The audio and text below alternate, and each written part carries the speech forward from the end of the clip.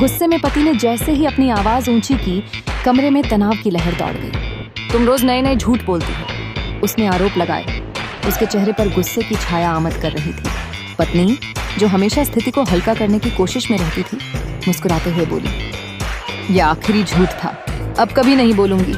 उसकी मुस्कान में एक ऐसी मासूमियत थी जिसने पति के गुस्से को थोड़ी देर के लिए पिघला दिया। उनकी बातचीत में जोशीले शब्दों के बीच एक पुरानी प्रेम की चमक झलक रही थी। अगली सुबह जब डॉक्टर ने मरीज से उसकी नींद के बारे में पूछा तो मरीज ने कहा, हाँ डॉक्टर साहब, अब मैं बिना गोली के ही सो जाता हूँ। जैसे ही ये शब्द डॉक्टर के कानों में पहुंचे, उसने चकित होकर पूछा, वाह, कैसे?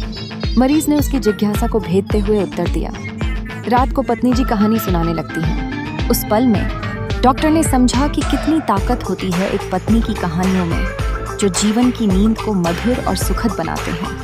पत्नी की कहानियों में हर बार नयापन था, जैसे एक नई यात्रा पर निकले हों।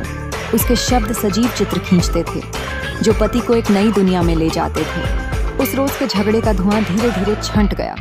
पति को याद आया कि झूठ एक अस्थायी चीज है, लेकिन पत्नी की कहानी की मिठास हमेशा अमर रहती है। हर कहानी को सुनते सुनते उसे प्यार और समझ का एहसास हुआ। यही तो है शादी का असली जादू, एक दूसरे का ख्याल रखना, गुस्से में भी हंसी लेकर आना और मुश्किल समय में एक दूसरे का सहारा बनना।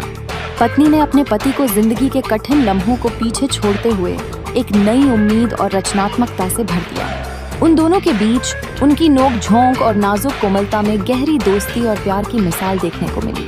इस तरह दोनों ने अपने व्यस्त जीवन के बीच एक दूसरे के लिए समय निकाला, जहां कहानी सुनाने का जादू उनकी रोजमर्रा की जिंदगी में प्रेम का रंग भरता रहा।